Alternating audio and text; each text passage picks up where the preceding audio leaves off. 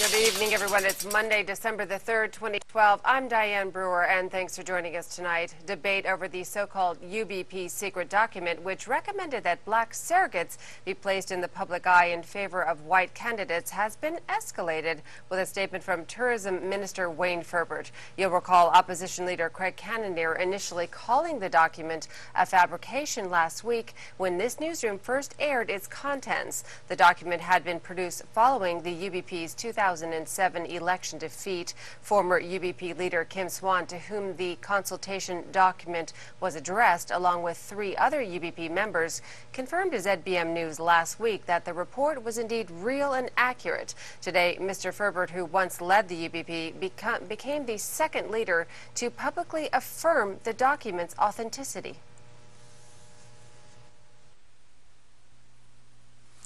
I'm here to verify several facts. First, I can confirm that I saw the United Bermuda Party secret plan with my own eyes. I can verify that it exists and that it includes the recommendation that Michael Dunkley profile was too high and that, and I quote, black surrogates should be used. I can also verify that they blame their election loss in key constituents on, and I quote, downscale and less educated Bermudian voters. Second, Marius Pesner was a paid influential strategist with the United Bermuda Party in the 2003 election and 2007 election, and as far back as I can recall. He was deeply involved in strategy at the highest level. I've been made to understand that Mr. Pesner remained an influential strategist with the OBA. I'm very surprised to hear that Mr. Marius Pesner denied authoring the report. I'm encouraging my former colleagues, Dr. Grant Gibbons, Michael Dunkley, Glenn Smith, to come clean and confirm that the report exists, that Mr. Marius Pesner wrote it, and that the report was a strategy to help the old UBP card to regain power.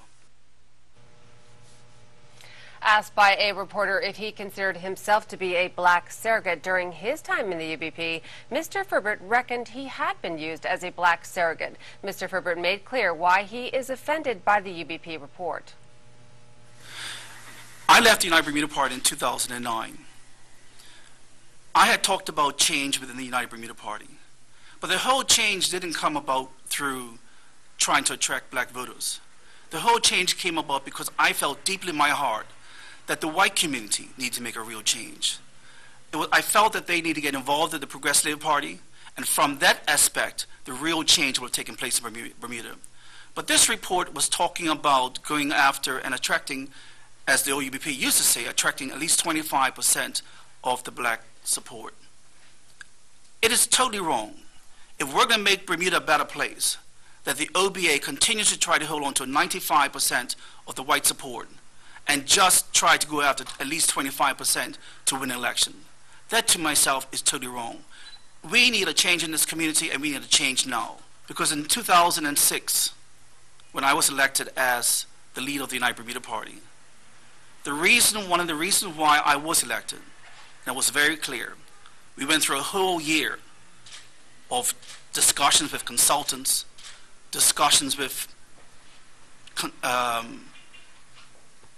other strategists, that you had to be black to be the leader. And that's why it really concerns me about Craig, because I feel deeply in my heart, and I look at myself and Kim Swan in particular, that for the leader to only be black in the PLP, in the United Bermuda Party, to me, to attract the black votes, we have to move away from that. Meanwhile, opposition leader Craig Cannonier became highly upset when a Royal Gazette reporter who asked him why his former UBP, now OBA colleagues Grant Gibbons and Michael Dunkley have not spoken publicly about the document. As you are about to see, Mr. Cannonier began to lose his cool. Let me be very clear about this and these alleged reports or documents that we continue to hear about from the media. They have nothing to do with the party I lead, the One Bermuda Alliance. And I think I'm going to speak to you, Bermuda. I think it's high time that we look at the real issues of this country. There are some major concerns that we have. Major. We have unemployment at 10%. We have our young people who are suffering from the unemployment at a 36% rate. Bermuda, we have seniors who can't afford to retire in their own country.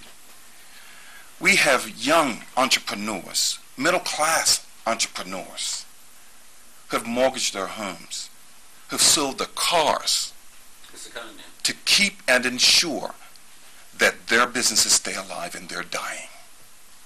Right. And well, we, the Bermudians talking about this. We'll end this conference if you don't listen. You ask a question and I'm answering it. And so, Bermuda, I will not stand by and allow the One Bermuda Alliance to be attacked over something it has nothing to do with. This is a major concern of mine. Every doorstep that I go on, I am feeling the pain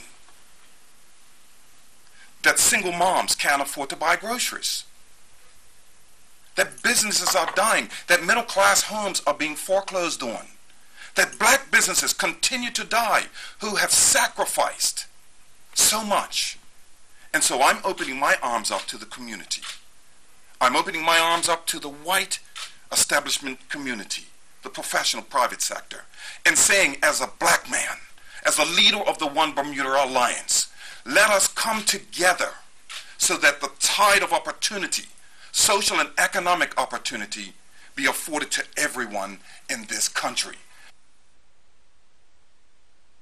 When pressed by Royal Gazette reporter Io Johnson to give an answer to the question concerning his colleagues, Mr. Dunkley and Mr. Gibbons, Mr. Cannonier abruptly ended the press conference. And so with that in mind, this press conference is over. You can ask questions of these others if you wish to after that. Thank you very much, everyone. What role does race play in your campaign? Thank you very much. Mr. Richards, can I ask you a question? They can ask the questions in private if they want. But the press conference is over.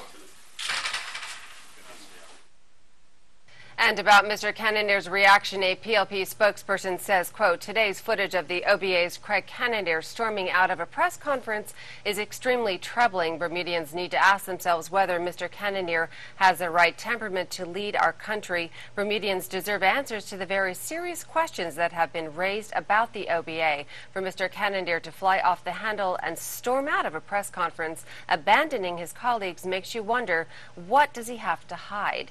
Meantime, former United Bermuda Party leader Kim Swan repeating his position that the document labeled Pensner report is real, according to Mr. Swan on 2 occasions. When questioned by Mr. Gary Moreno during a television interview, I confirmed that a controversial document which rocked the United Bermuda Party following the 2007 general election existed. For the avoidance of doubt, this is not the document that appears on the internet.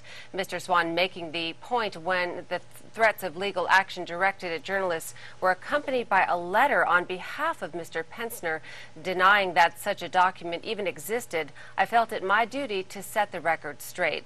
On February 5th of 2008, I received a PDF document now deemed controversial from Mr. Marius Pensner, and in that regard, I am satisfied that the document Mr. Gary Moreno shared with the public is the same as a document that I received which rocked the United Bermuda Party, unquote. It is bizarre that the OBA leader, who was not involved in politics in 2008, can claim in the Royal Gazette on November the 30th that a report given to the United Bermuda Party of which he was never a member is a fake. And for the record and for clarity, there was a Pensner report and its contents rocked the UBP.